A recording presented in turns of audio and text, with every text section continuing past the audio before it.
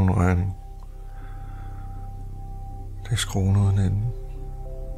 Jeg kan ikke betale den. Hvis jeg betaler den, så har jeg ikke råd til mad. Hvis jeg ikke har mad, så kan jeg ikke leve.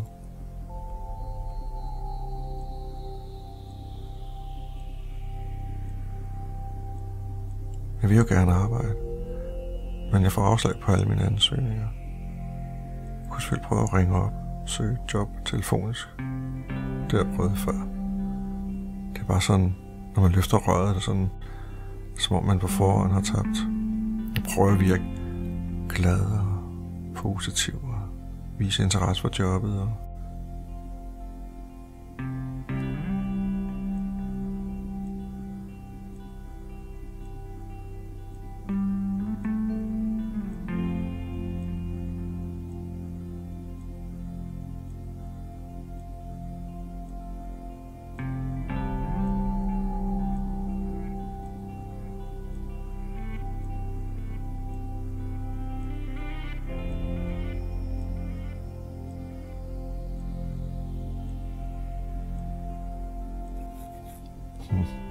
ja, det var så ikke det.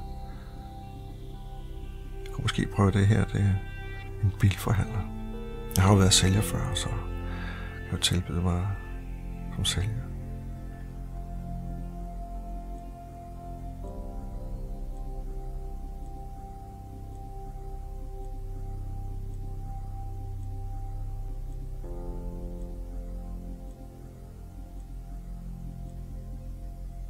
Det hjalp sig ikke.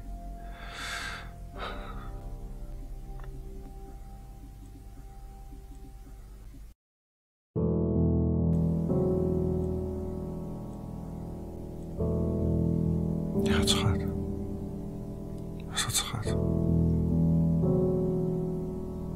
U4, Monster.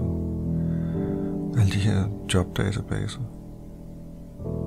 De siger, der er jobs, men de siger også, at det er ikke gennem internettet, og det er ikke annoncer, man får jobbet. Det er, hvis man kender nogen.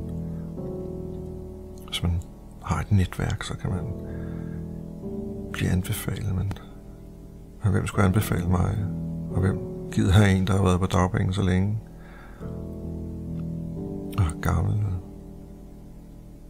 Ja, hvor passer jeg ind? Hvem vil have mig? De her akutjobs, det er jo kun sådan, man kan få, hvis man er læge eller ingeniør eller sygeplejerske, har en eller anden af den slags uddannelse, men jeg er jo bare en almindelig kontormand. Så hvor passer jeg ind?